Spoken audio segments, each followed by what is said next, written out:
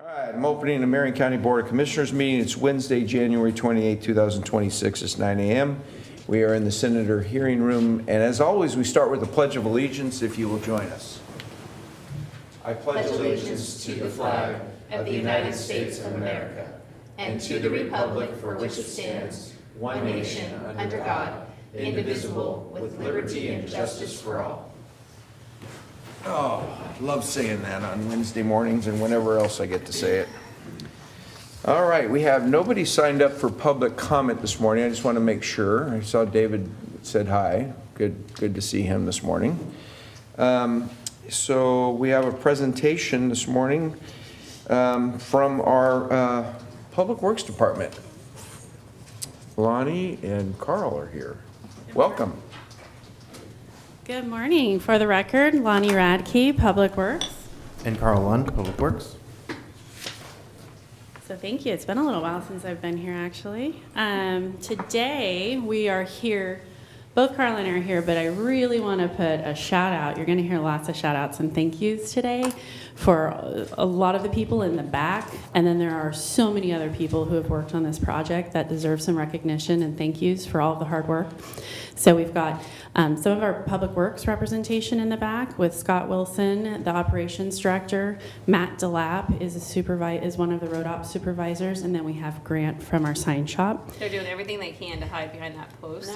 No, Well, they're going to have more opportunities. They got their bright vest on. I know, I saw them coming down the sidewalk. And then we have the most incredible representation from our sheriff's office. So I'm really happy to dive in just for a brief update on the McKay-Jurgen-Ellen Road safety corridor that we've talked about. We've worked on a lot over the years, but just giving a very quick overview of the extents of this road. It's about 7 miles long, going west from the Aurora Donald interchange to 219, and especially prior to 2019, we were seeing a big increase in fatal crashes. There were high crash rates, and Marion County was instrumental in working with legislators to help pass House Bill 3213 in 2019.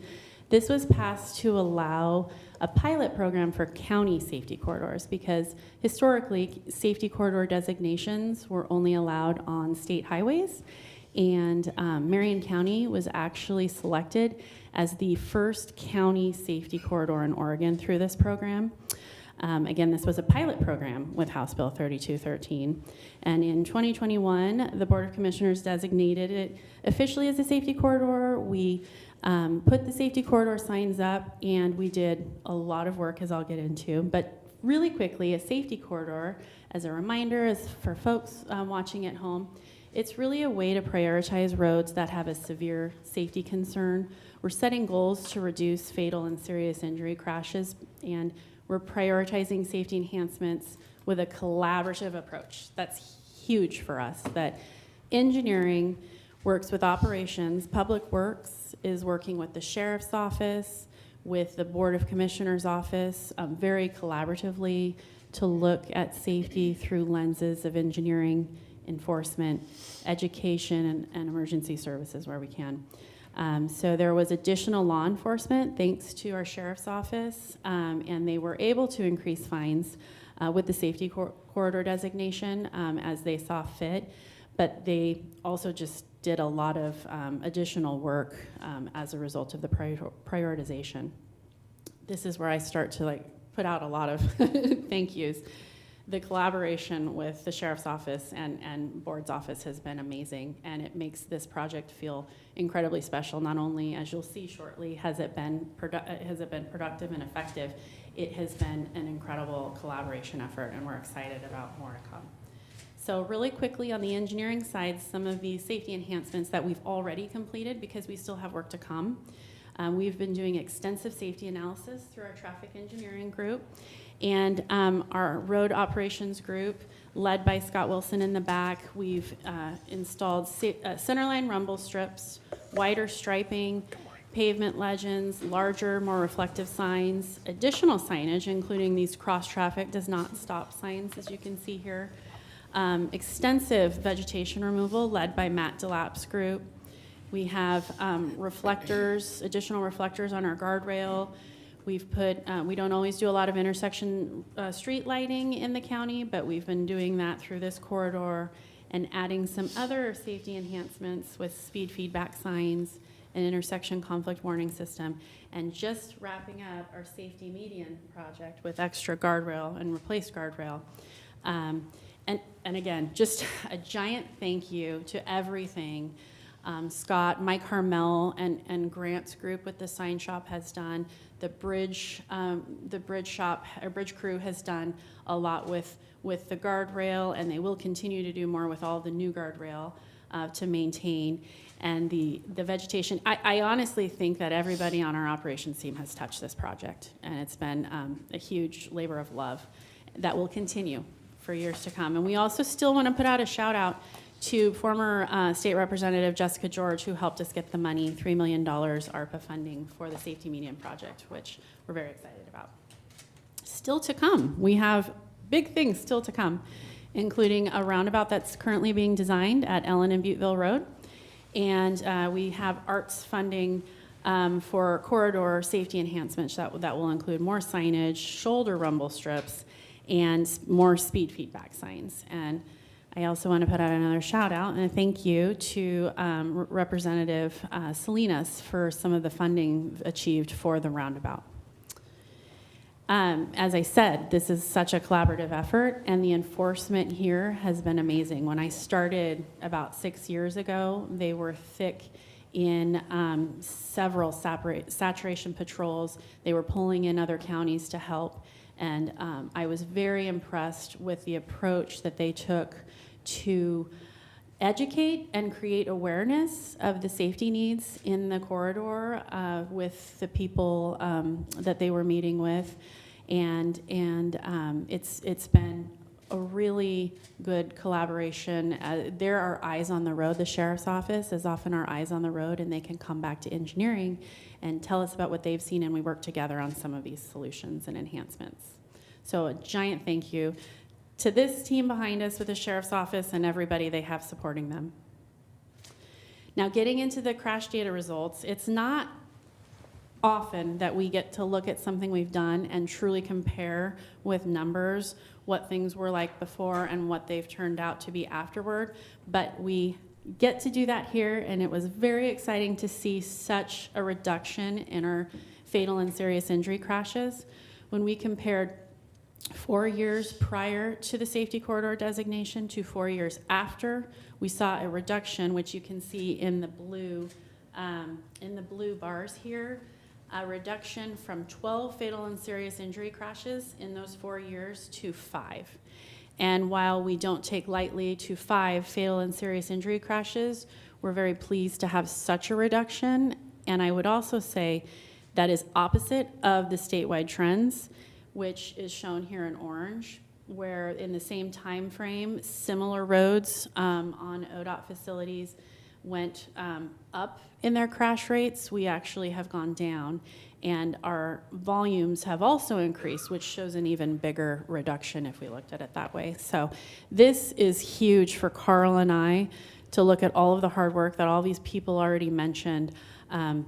That everything we've been doing has truly paid off and will continue to pay off with the bigger projects we have coming ahead.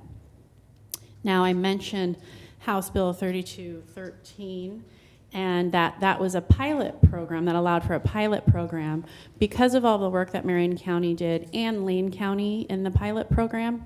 And there is a group with an advisory committee that also was very active. We were able to work with legislators to pass a permanent bill, which was 2154 last session in 2025. And this allows for counties to do safety corridors. It's no longer a temporary allowance. They can do them whenever they want. It's really up to the Board of Commissioners to establish that safety criteria, and it allows for counties to do up to 2 at any given time, which leads us into the next steps. If we're going to maintain McKay, Jurgen, Ellen as a safety corridor, what can we do if we choose to do a second safety corridor? And I'm going to turn it over to Carl. Good morning, Board of Commissioners. So one of the things that's special about the safety corridor pilot effort is that it resulted in a bill from the state of Oregon, where it allows counties to have 2 safety corridors in each county. And so as Marion County looks at other safety corridors, we've worked with the Board of Commissioners to identify a second safety corridor on Silverton and Corden Road. And we did that in a work session. And it's really exciting that we get to use the lessons that we've learned on our first safety corridor and seek to reduce fatal and serious injury crashes elsewhere using the same tactics. Now the next steps, I discussed using a safety corridor, and we're planning on doing a safety corridor plan. And again, this is using the same tactics as what we learned on our first safety corridor. And it is to establish goals to determine the rates that we're aiming for, to analyze crash patterns, which we are actively doing right now. Members of my staff are looking at in depth at all the crashes going on Silverton and Corden roads.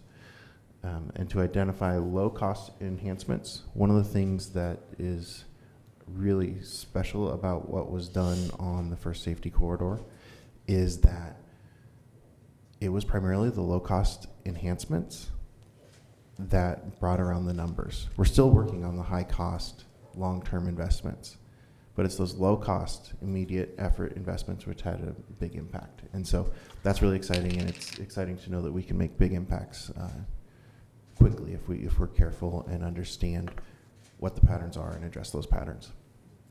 And then we will look at developing those higher cost treatments and strategize funding opportunities on the new safety corridor.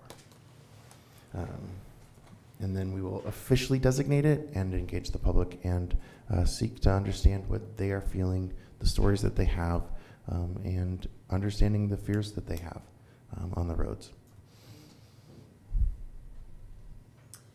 So again, we want to put out a big thank you to the board's office, to everybody in Public Works that's been involved so far and will continue to be involved, and the Sheriff's Office. We actually were recognized this last fall by the Oregon Association of County Engineers and Surveyors with a Legislative Advocacy Award in all of our work that we've done for not only Marion County, but for all of the counties in the state to have a bill passed for them to use safety corridor designations when they see fit. So I'd like to present this award. We've already presented it to the Public Works staff, and we'd like to present this award to everybody, the board's staff and the Sheriff's Office staff as well, because it was such a collaborative joint effort. Do you want to invite the sergeant forward who did a lot of work on this and see if he has anything? Farron, you want to come forward and talk? I know your face says no, but come on. You're the Sheriff's Office representative that worked most on this project that I'm aware of. Come on down.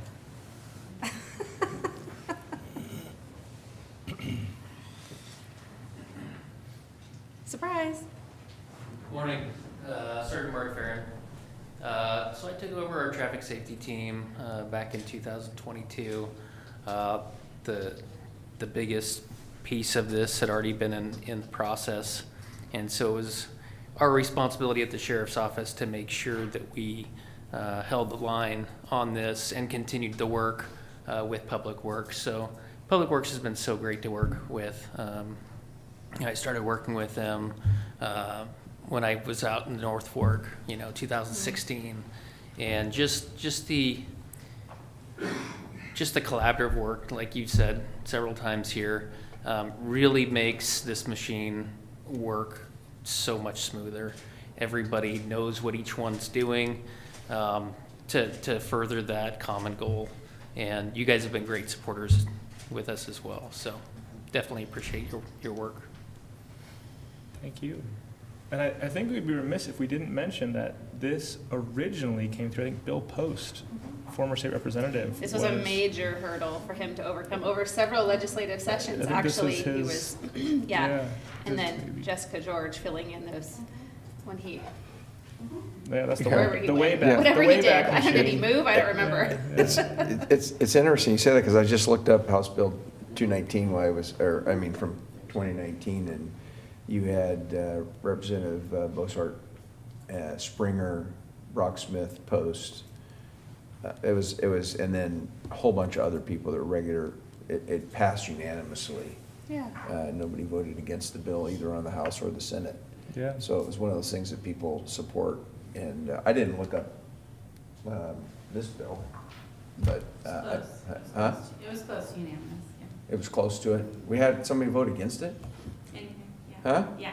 Well, let's name it. Was it a Marion County legislator? I don't know. Oh my But God. it was very well received. We Oases, Washington County, Marion County, we've presented to the transportation, the joint committee, and it was very well received, so. Yeah.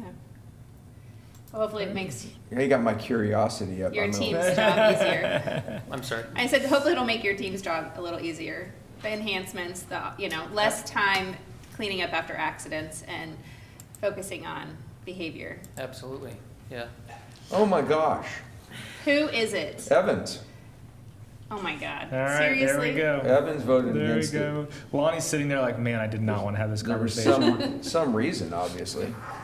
I'll have to ask him. He and I are Yeah. going to be working on some Yeah. projects together, so Yeah. believe it or not. Is that who it is? That's, yeah, okay.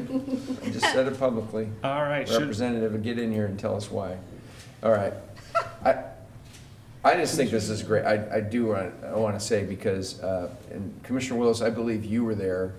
I'm trying to see who was in the audience. Were you there, Lonnie? I wasn't. Brian was there. Yes. Brian Yes. was not the director at the time, I don't think. If he was, it was very new. I Yeah. think he was very new to the role.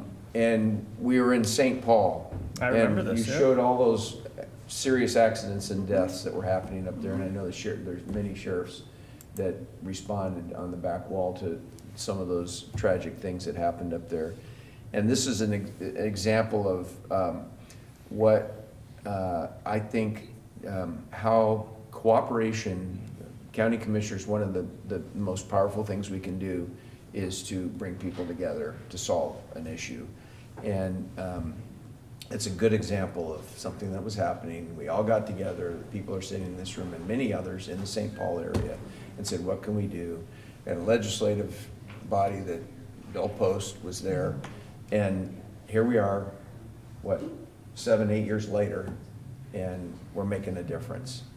And make not only a difference in Marion County with what you've done, but also throughout the state now that this bill's passed. Others will be able to do the same thing and learn from our experience. But another good example how Marion County collaborates, all departments together, and we listen to each other and try to solve problems. So thanks, Lonnie, for Thank you. doing all this. and it's a credit to the community of St. Paul too for bringing this to our attention.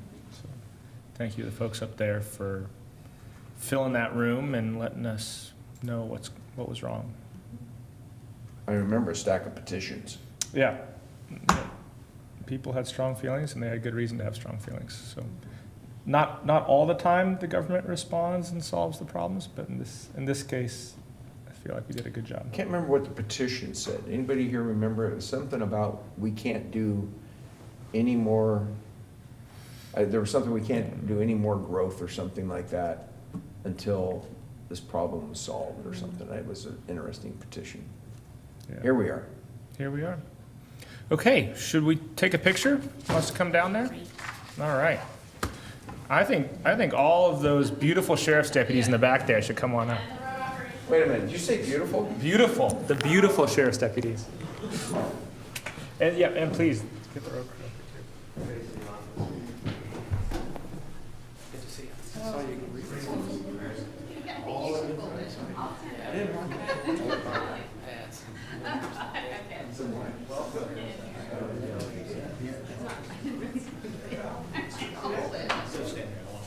Turn inside, but get ready. I'll get next to see. I don't want to tell this guy next to me. Pretend like you like each other. All right. Morning. Morning. Oh, turn in. Do not stand on that I chair. was like, I only did that once, Commissioner. We just were talking about safety. One. Work, everyone. Good work. If I can get it up to the sheriff's office and Hey, you guys can't go away yet. I'll give it to Jan. Okay, we decide. Yeah. He was checking your name in vain, I think. Hey, pal, good to see you. Good work.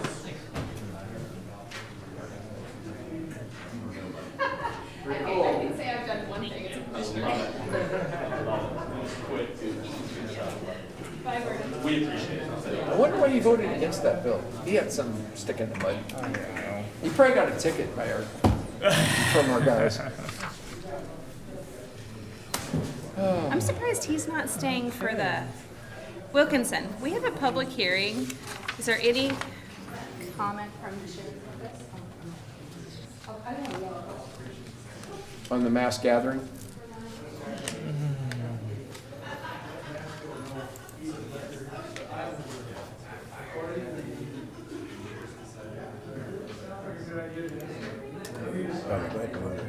Consent or not, wait. Are you the consent guy? Well, I think it's her. I did it last week. Let's- Roll.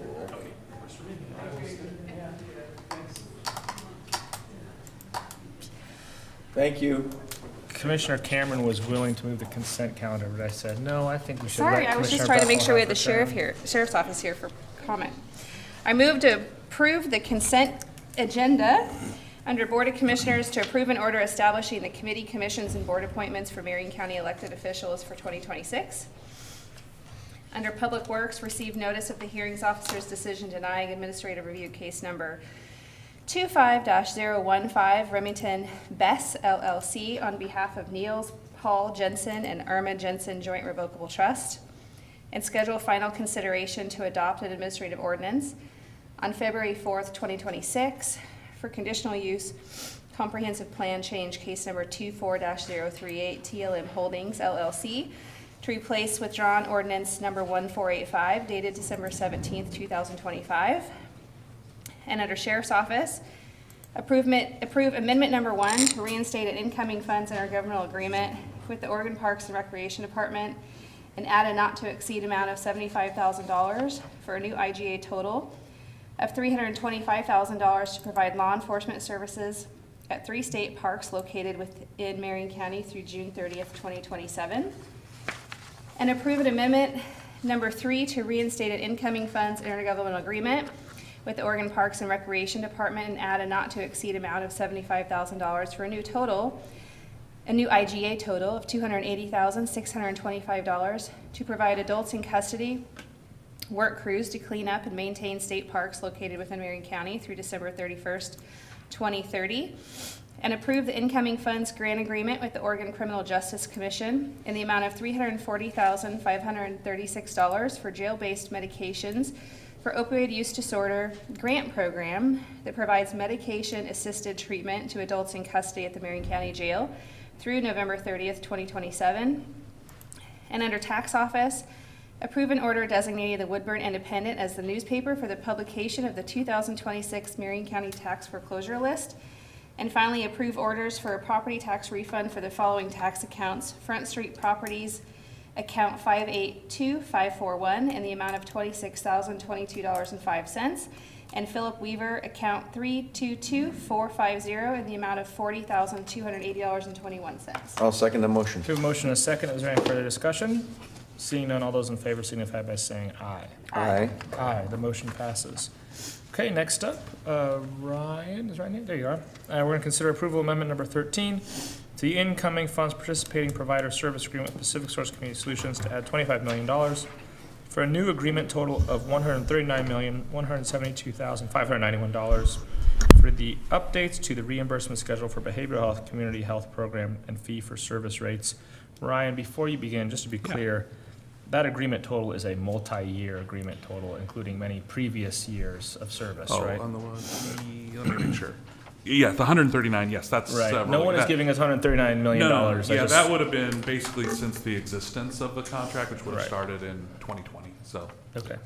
Yes, and so just for the record, my name is Ryan Matthews, Administrator with Marion County Health and Human Services, and we are seeking approval of an amendment to our provider agreement with Pacific Source. Pacific Source is the coordinated care organization for the Marion Polk region, and this funding source is for us to be able to provide services to Oregon Health Plan members, people with Medicaid within that region.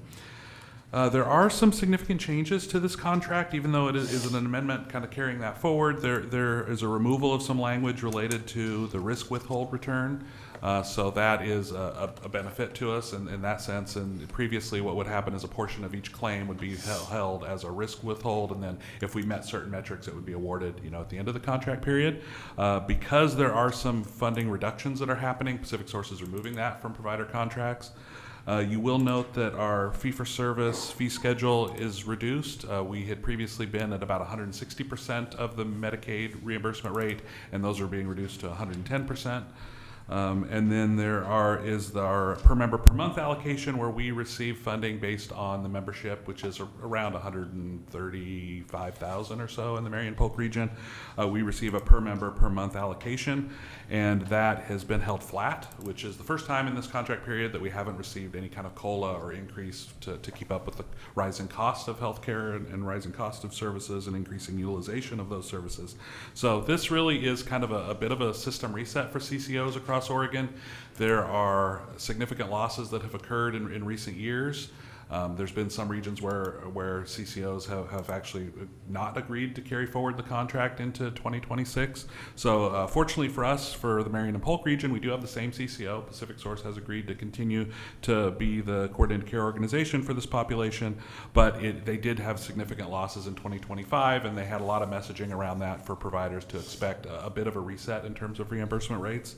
So that is something that we are having to adjust to. It does have an impact overall on the healthcare system and on capacity and on access.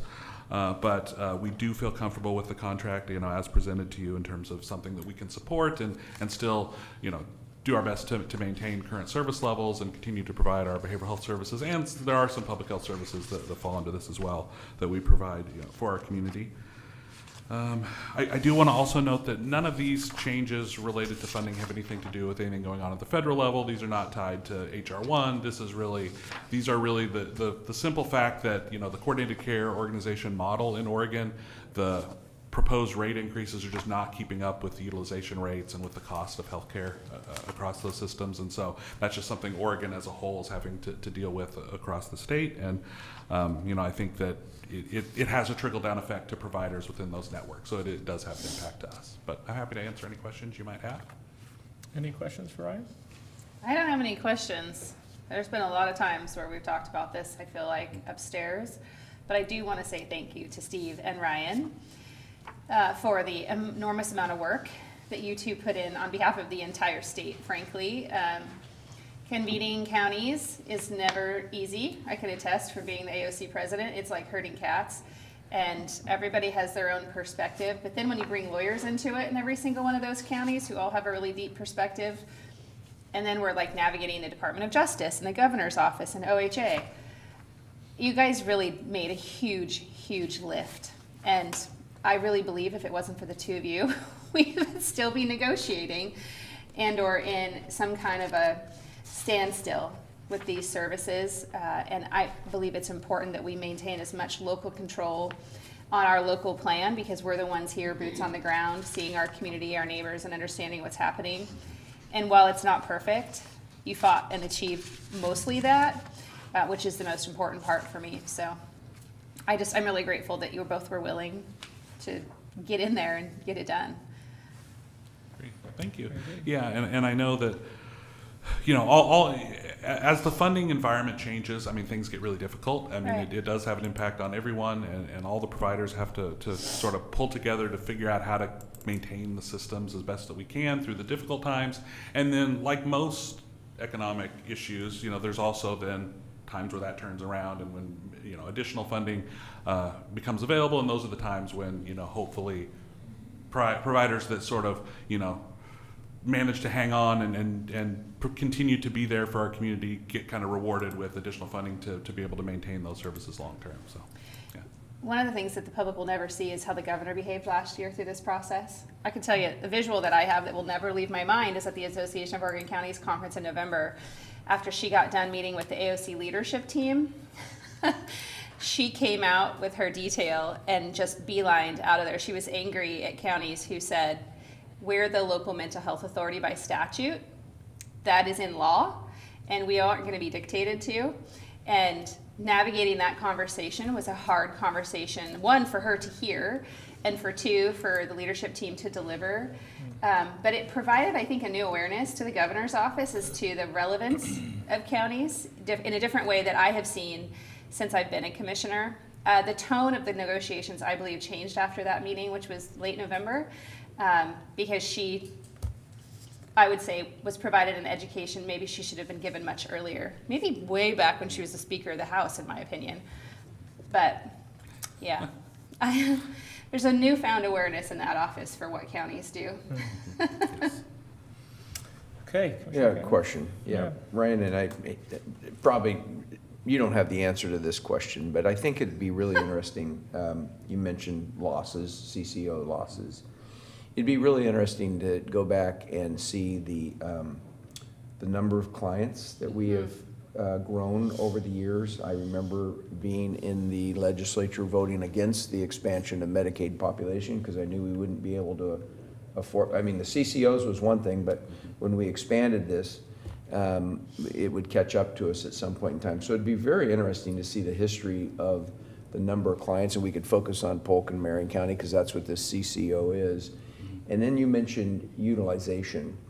I don't know if there's any numbers that Pacific Source could say based on the clients, the number of clients they now serve, as well as the dollars or the dollars that each client average, how that's grown over the years. Because this is an example of when you talk about, I'm not even going to use the word, but healthcare for all or whatever, who's going to pay for this? And it is not free. And the state is under this crisis right now to be able to continue this situation, whether it's due to expansion of the population, the cost, and where's that cost being driven to. So if we had those numbers, it'd be really good to talk about, for me, the number of clients that the CCOs have expanded to in our CCO, and then the dollar utilization growth over a period of time.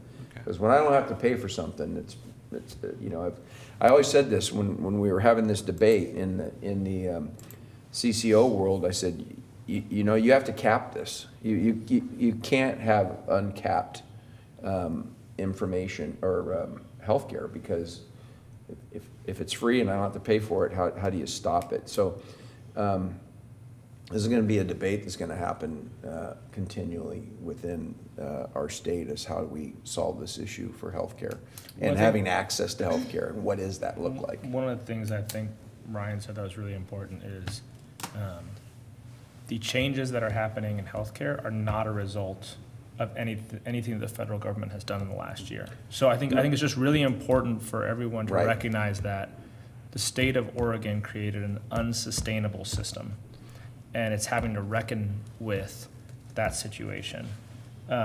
It is broken, right? And it wasn't, you know, there's this thing, I think a lot of folks in Oregon think back on Kitsauber and the Oregon Health Plan, and like, wow, this was so great and innovative and all sort of stuff. And I think what everyone has to recognize is that the system that was created in this century didn't work financially. I think this is your point. It didn't work. And now we're dealing with a situation where we don't have the funding to actually do everything. And there are some folks that want us to just kick the can down the road and ignore the fact that it doesn't work. And I just think that we can't do that. That's not fair to the people that we serve. It's not fair to the people who rely on Medicaid. We need to right-size it. We need to make sure that it's something that is stable and predictable, and everybody knows what the services are, what people can get access to, and the doctors and the medical providers can have certainty that they will get paid for the services they provide. And the reality is that's currently not the situation. And regardless of what will happen in the future, what the impacts are of what the federal government did. Currently, today, under the system that Oregon set up this century, it didn't work. It's broken, and now there's a scramble. Now there's a fiscal crisis at the state level, but none of that is driven by the federal government. That was entirely kind of the result of the system that was set up here locally. So, I don't think legislators understand that, though. I think to Commissioner Cameron's point, he voted no on something what he believed was the vision of the reality we're facing today.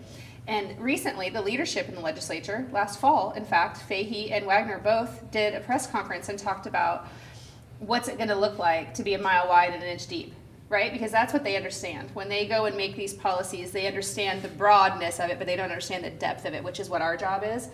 The data that you've asked for, Commissioner Cameron, is what we're going to need to be able to deliver our piece of testimony when they go to decide what critical services are supposed to exist and who gets to access them and how many of those people.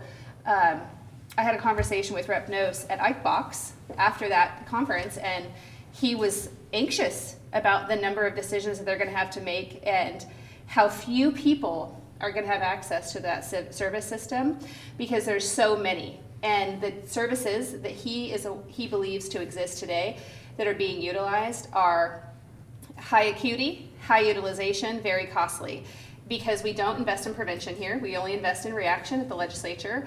We have the most expensive, in my opinion, healthcare outcome delivery model probably in the country, and it's because they do not understand it.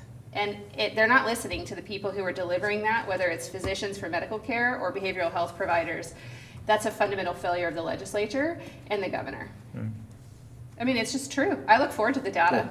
It would be good to have that. Thanks, Ryan. Yeah, I'll look. I mean, I've definitely, I don't have it committed to memory. I've definitely seen that similar presentations that has that kind of information. Yeah. So yeah, we'll look to get that for all. ESPN gave a presentation that I sat in on, Right. I think in early October, that was really high level for the CCO, that was really disturbing. And he's very anxious about, like, how do they keep their business model afloat? And how do they continue to meet their legal obligations? Is this Pacific Source? Yeah, he's the CEO of Pacific Source, Dr. Espinoza. Yes. Yeah. They call him SB. And he really broke it down in bite-sized pieces for those of us that were on the call. It's a great PowerPoint. I think he should continue maybe we should invite him in here, frankly, to provide it. It wasn't that long, and it was really digestible, and I think it's good for the public to understand what their Medicaid service provider is saying to the legislature and the governor's office that they're not listening to. That's not a bad idea. It's interesting because Pacific Source is also Marion County's insurer, right? The commercial side. The commercial yes. side, right? And I was talking to somebody the other day that is covered by our policy, and they said every time they called a doctor trying to find a doctor, they said, we're not taking Pacific Source. Yep. And they had to explain to them that this was not state Pacific Source, this was a private Pacific Source. Yeah, you have to And then say they it. go, okay, we'll see you. Yeah. They don't want to see the patients because they're not getting reimbursed rate. And then I know we're having a big discussion, getting off topic here, but HSA accounts, right? I mean, you got to have some ownership in this thing where people know they have so much money to spend and they have accountability taking care of their health and doing the preventative things and doing the things that you do to keep yourself healthy. And yes, some things happen. We get cancer, we have heart attacks or whatever, but we've got to put accountability into the system and skin into the system. So anyways, I'm getting off my soapbox, but I knew this day was coming. You were there. I just have to say 14 though, years ago. this all matters. Everything that we're talking about, while it's definitely a kind of an attack and a target on the legislature and the governor's office, every time they make a bad decision over there on healthcare, it affects the clients we serve as a local mental health authority and public health authority entity. And the acuity and depth of need in that client base is so underserved because we don't have the levels of care above what we can provide in the community available. It's the biggest broken system Definitely. in the state. That's right. And their suggestion is to do what? Not to change it all. We just To do need nothing else. We just need to put more money Yeah. into a broken system. Yeah. The other thing that I think a lot of people, even if you don't get Medicaid, may not know is, a lot of the way that the hospitals and providers deal with this situation is they cost shift. So, Right. like, I have a lot of kids, and I can tell you that the last baby we had, normal delivery, all in was a $25,000 bill from the hospital. Now, I know that's more than 2.5 times what it was with my first baby, and you can't tell me that, the technology for having babies has changed that much, right? It just hasn't. What's happened is they've shifted a bunch of the costs onto the commercial payers and the private insurance folks to make up the gap. And that's real, that's happening. That's part of the reason why everybody's seeing their private insurance premiums go up, is that's how the insurance companies and the providers are dealing with this broken system. And so it's not just affecting folks on Medicaid, it's also affecting folks like a hidden tax. in the private space. Yeah, and so I just think people need to be educated about this, and we need to have a real adult conversation about how do we have a functioning system going forward, not just throwing money at a broken system. Sorry, that was a lot more than you signed up for. Right. He's here for it. Yes, I mean, they're important conversations, and these are conversations that people are having around the state, and there's just a lot of concern. It tends to be cyclical. Investments in healthcare come, we sort of start to build up a system, and then times get tough, and we can't fund it, and they deteriorate. And then we kind of start that cycle again where you're like, how did we let it get this way? And it's because we just kind of never can get a system that is fully sustainable, that can be fully funded, that can meet the needs of everybody that needs access. And yeah, and we kind of keep repeating a lot of the similar mistakes, unfortunately. Yeah. Goes back to knowledge, depth, and ability to understand the system. Mm-hmm. Okay.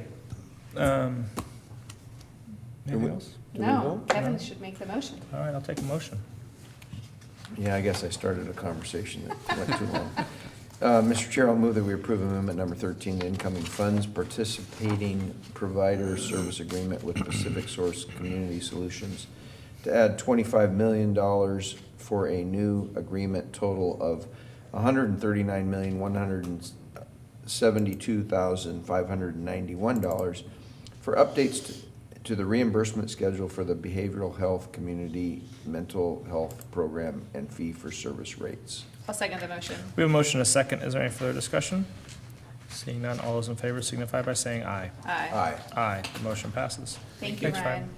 Okay, John, you are up, and I'm going to open a public hearing to consider a mass gathering application for case number 25-002, White Wind Production LLC. We would love it if you would read that orange statement, please. And I have to read this orange statement. Thank you. The board has had the opportunity to review the documents contained in the record and has had no ex parte communications regarding this matter unless specifically disclosed. If there are any objections to notice, jurisdiction, or conflicts of interest, the parties can raise them during testimony. Planning staff will list the applicable criteria for the application. Testimony and evidence must be directed towards the applicable criteria. Failure to raise an issue accompanied by statements or evidence may preclude appeal on that issue. And Brenda, do you have folks signed up for public comment? You have one person. Okay, John, take it away. Good morning, Commissioners. This is John Speckman with Marion County Planning, 5155 Silverton Road, Northeast, Salem, Oregon. The criteria for this application are found in the Marion County Code. Marion County Code 9.25, mass gatherings. Marion County Code 17.136, exclusive farm use zone. Marion County Code 17.119, conditional uses. The item before you today is an application for a large mass gathering permit for 2 weekends in July. The mass gathering is the Canterbury Renaissance Fair. Large mass gatherings are defined in Marion County Code 925-30A as an assembly of more than 3,000 persons at any time. In this case, the applicant is proposing up to 5,000 persons over 2 weekends during the last 2 weeks of July. The proposed dates are for the 18th, 19th, and 25th and 26th of July 2026, and the 17th, 18th, and 24th and 25th of July 2027, and the 22nd, 23rd, and 29th, 30th of July 2028. Marion County Code requires a conditional use permit be approved before or considered in conjunction with a permit for a large gathering. The applicant applied for conditional use permit 24-039 to approve the expansion to 3 weeks back in 2024. The Marion County Hearings Officer held a duly noticed public hearing on November 21st, 2024, and on January 3rd, 2025, issued a decision approving the request. Mass Gathering Permit 24-003 sought to realize the proposed expansion to 3 weekends. The Marion County Board of Commissioners held a duly noticed public hearing on March 19th, 2025, to consider Mass Gathering Permit 24-003 for the fair to be held in 2025. The board approved the Mass Gathering Permit for 2 weekends rather than the proposed 3, due to concerns raised in a letter of opposition from a neighboring farmer and a situation involving the sheriff's office that occurred in 2024. While the relevant conditional use approval references 3 weekends, the proposed dates for 2026, 2027, and 2028 are for 2 weekends each, consistent with the board's decision in 2025. The subject property is designated primary agriculture in the Marion County Comprehensive Plan and zoned exclusive farm use. The subject property is just east of the city of Silverton, located on the south side of Cascade Highway 213, north side of Evans Valley Loop Northeast, and bordered by Valley View Lane Northeast on the east. The property is approximately 80.55 acres and largely undeveloped, except for a single-family dwelling and accessory structures clustered on the northern end of the parcel. The majority of the parcel is either in farm or forest use. A 50-acre forest and timber and truffle production covers the southern half and eastern quarter of the subject property. The 23 acres in the middle and northeastern area of the property are where the fair is held. Grass, seed, and hay are produced in the 7-acre field in the northeasternmost corner of the property. This field is harvested before the fair and then utilized for parking. There are no rivers, streams, wetlands, floodplains, or other natural hazards on the parcel or within the immediate vicinity. Marion County Planning received no complaints about traffic during the 2025 Canterbury Renaissance Fair. Staff found that the applicant has met all applicable criteria and recommends approval of the application. And I will stand for any questions you may have. Thanks, John. Any questions? I don't have any questions for John. Commissioner Cameron, do you have any questions for John? No, just, yes, John, did we just give a 1 year, is that what I understood? Because we had some situations, so, and we cut it back to, because we did this last year, right? Exactly. Yeah, Last so- year we did So we 1 went to year. 1 year. This application is for 3 years.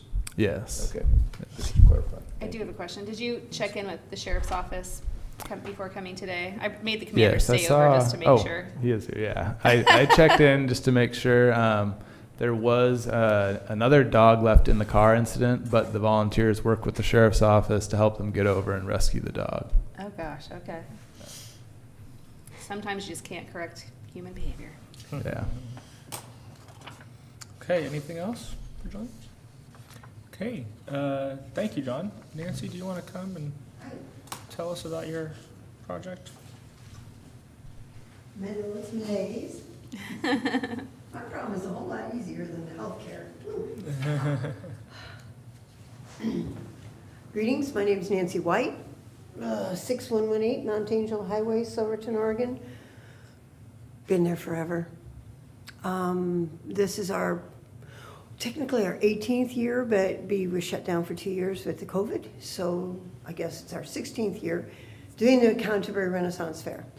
This year I've chosen not to pursue the 3rd weekend because the economy is so weird, and I just felt like it was a risk I didn't want to take. Questions? Your application is for 3 years, is that right? That needed to be discussed in here because a conditional use permit has to be approved in order for a mass gathering permit to be approved. Okay. And the one we're referencing requested 3 years, but this proposal is only for 2 weekends for the next 3 years, even though the approval was larger than that for the conditional use. Then I am so confused. It is strange. The mass gathering permit is under chapter 9.25. It sits on top of a conditional use. So a conditional use has to be granted before the actual mass gathering permit can be granted. Okay. So the underlying approval is for up to 3, but the mass gathering permit approved last year and proposed this year is for only 2. It's for only 2 weekends or only 2 years? 2 weekends, 3 years. So if we approve this mass gathering permit, then we will be approved, we won't see this again for 3 years? I guess that's my Exactly. question. Unless Nancy came back next year to planning and said, hey, I'd like to apply for a mass gathering to increase to 3 years consistent with that conditional use, then we would be coming back in front of you to say, the proposal is to modify the approval for 2027 or 28. For 3 weekends, not 3 years. 3 weekends. Thank you, Yeah. Commissioner I Cameron. see. 3 weekends, Okay. yes. So with this, so if we say yes today, we would be approving 2 weekends for Over the 3 next years. 3 years. Correct. Okay. But at any point, if somebody makes a complaint on the conditional use, it comes back to the board? It can be revoked, and that's what happened back in, I believe, was 2023 the year of the traffic Oh, issues? yeah, what a nightmare. Yeah, that was bad. And that was, there was a multi-year approval, and when the traffic issues happened, when there were folks parking on 214, it was revoked and pulled back to single-year approvals. Okay. This would be the first point where we're approving more. Okay. Because last year went well. Yes, and 2024, other than the incident with the dog that year Also went well. Okay, and the sheriff's Okay. department. that's helpful. We've made a lot of good progress in the parking and the traffic and, you know, and it's we're putting it together again this year, same people. I've got a really good staff now, Good. and last year was the smoothest show I ever did. Is it a requirement of the permit and the mass gathering permit that there's a plan submitted and that must be adhered to every year over each weekend that it's approved? Correct. So meaning parking, security, what, first aid, all of that is Yep. included in the plan? Yes. Okay. Okay, well, thank you for all your work in making it better. You know, I do it because people like it. It's a really great show. That's awesome. It's a lot of work, too. Yeah. Sure. Okay, anything else, commissioners? I'm just curious, Commander, do you have anything you'd like to add? No, all of the issues. Oop, you gotta come up here. Sorry. No.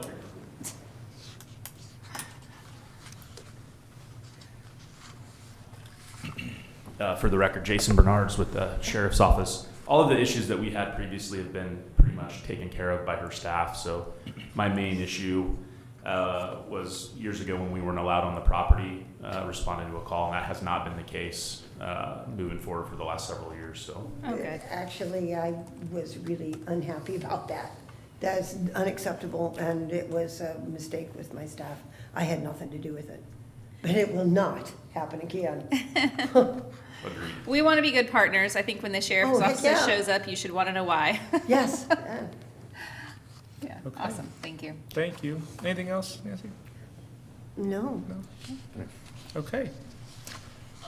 All right, John, do you have anything else to add before we close this public hearing and make a decision? I do not. Okay. Then, commissioners, I will take a motion. All right. I will move to approve a mass gathering application for case number 2. Close the public hearing. Doesn't matter. You can keep going. I can close it. Doesn't matter. Oh. I'm gonna move to approve a mass gathering application for case number 25-002 White Wind Productions LLC. I'll second the motion. We have a motion and a second. Is there any further discussion? Seeing none, all those in favor signify by saying aye. Aye. Aye. Aye. The motion passes. And I will close this public hearing. Thank you. Aye. Thank Good you. to see you. Good luck the next couple of years. Thank you. We hope, I mean this in the best way possible. I hope we don't see you again for a few years. Maybe he should come out and see you Or at the if I property at see the you, I hope event. that I see you at the event, enjoying it. Yeah, yeah, Thank you so much. yeah, of course, take care. Okay, and next up, I'm going to open a public hearing to consider an amendment to the Community Development Block Grant, CDBG, and Home Investment Partnership Citizen Participation Plan. Hi, Kelly. Good morning, Commissioners. My name is Kelly Weiss. I'm the Community Development Director here at the county, and I'm pinch hitting for our CDBG Home Program Manager. Kelly, the mic is off. Can you start over? Sorry. Right. Okay. All right. Well, good morning again. I'm Kelly Weiss. I'm the Community and Economic Development Director here at the county. And today I'm pitch hitting for Steve Dickey, our CDBG and Home Program Manager. So today we're hosting a public hearing on a proposed amendment to Marion County's CDBG and Home Citizen Participation Plan. This plan is required by Housing and Urban Development as part of their requirements for the CDBG and Home funding. So the Citizen Participation Plan governs when and how we engage the public on CDBG and home planning, funding, and reporting decisions. HUD requires all jurisdictions that receive CDBG and home funding directly to maintain a citizen participation plan that outlines public involvement for establishment of our consolidated plan, which is our 5-year strategic plan for the program, and then our annual action plan, which sits underneath the consolidated plan. It's how we implement each individual year. And then any substantial amendments to either of those, or our annual performance reporting. So any changes to the citizen participation plan require a public hearing, which is why we're here before you today. One of the key drivers for this amendment is that our current citizen participation plan sets a very low threshold for what constitutes a substantial amendment. As written, even relatively minor administrative adjustments trigger a formal public hearing process, which really creates inefficiency. Additionally, the current citizen participation plan is lengthy and repetitive, making it harder for the public and our partners to understand. So the proposed amendment has 2 primary goals. The first is to clarify and update the criteria for when a change truly rises to the level of a substantial amendment and requires a public hearing and board action, and then to streamline and simplify the document itself, making it more accessible and easier to use. So what specifically are we proposing to change? Under the current citizen participation plan, a substantial amendment, which is what necessitates a public hearing, is triggered by a budget, scope, or capacity change of over 25% for any particular project, cancellation of an activity, addition of a new activity, and then changes to location, beneficiaries, purpose, or scope. And this can create a process that's overly restrictive and particularly cumbersome. So under the proposed amendment to the citizen participation plan, changes that are considered substantial are only when they meet clear higher impact thresholds, and those include addition or deletion of an entire project, a funding increase or decrease greater than 25% of the total annual allocation, or other significant project level changes that materially alter the program. So this approach focuses public hearings and major policy and funding decisions, allows the county to make routine administrative adjustments more efficiently by bringing them to a board for direction at an informal meeting rather than a full public hearing, and then preserves transparency and public engagement for where it matters most. It's important to note that this amendment doesn't eliminate public participation, it doesn't reduce board oversight, and it doesn't allow staff to make policy decisions without commission involvement. So large or impactful changes will continue to come before the board and be subject to a public hearing, and then lesser changes will come before the board at an informal management update meeting. So beyond those policy changes, which is the real nuts and bolts, the document has been reformatted and condensed. A lot of redundant language has been removed, and then the revised citizen participation plan is more user-friendly for the public, our partners, and our staff.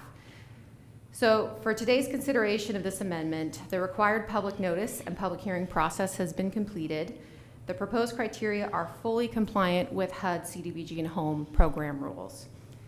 So if at today's meeting, the board completes the public hearing and then adopts the resolution to approve the amended citizen participation plan, then we as staff are going to incorporate the amended plan into our 2026-2031 consolidated plan, and then use this updated framework to move forward with our program administration. So in short, the amendment brings the citizen participation plan into better alignment with HUD's original intent, board decision-making authority, and then just practical program administration, while maintaining transparency and meaningful public engagement. So with that, I'm happy to answer any questions the board may have. Okay, thank you, Kelly. Yeah. Do you have any questions, commissioners? I don't. Not at this time. Okay, and no one has signed up for public comment, so unless there's anything else, we can move right along. Great. Okay, and no one has signed up for public comment, so unless there's anything else, we can move right along. Okay, and no one has signed up for public comment, so unless there's anything else, we can move right along. Okay, Commissioner Cameron, do you want to make a motion? Sure, Mr. Chair, I'll move that we close the public hearing and approve a resolution to adopt the amended Marion County Citizen Participation Plan for Community Development Block Grant and Home Investment Partnerships Program. I second the motion. We have a motion and a second. Is there any further discussion? Seeing none, all those in favor signify by saying aye. Aye. Aye. Aye. The motion passes. Great, Thank you, thank you Kelly. And that hearing is closed. Okay, that's it for our agenda this morning. Do you have anything else, commissioners, that you want to discuss before we adjourn? Doesn't look like it. I'm Okay, good. then we are adjourned. All right. Thanks, everyone.